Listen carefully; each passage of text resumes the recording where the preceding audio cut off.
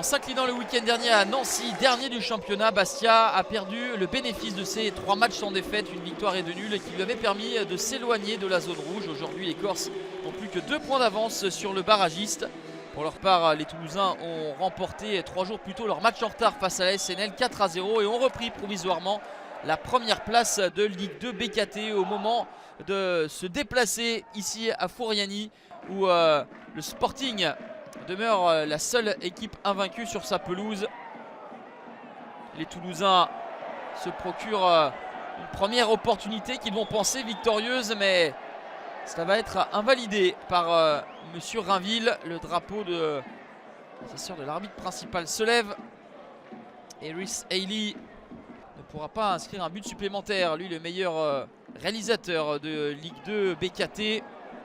Une nouvelle fois, les Toulousains à l'attaque avec une superbe possibilité pour Ngoumou. C'est sorti par Johnny Placide.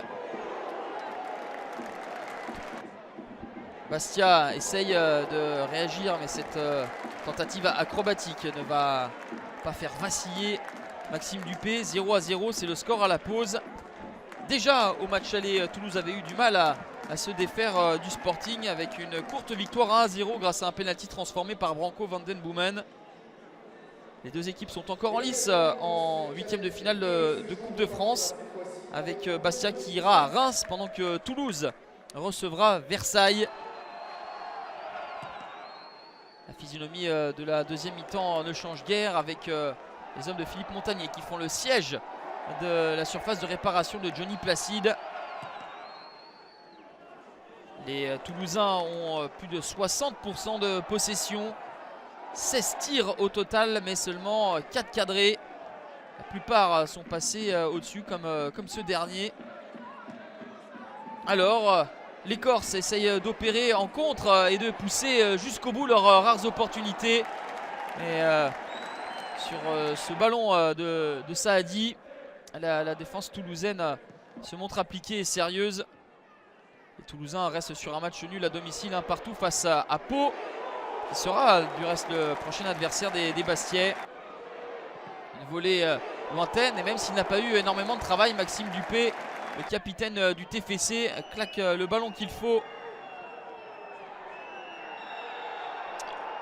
Des faits de jeu en fin de match vont envenimer la partie avec ce carton rouge sorti par Monsieur Rainville à l'endroit de Kylian Kieboué à la 87e minute.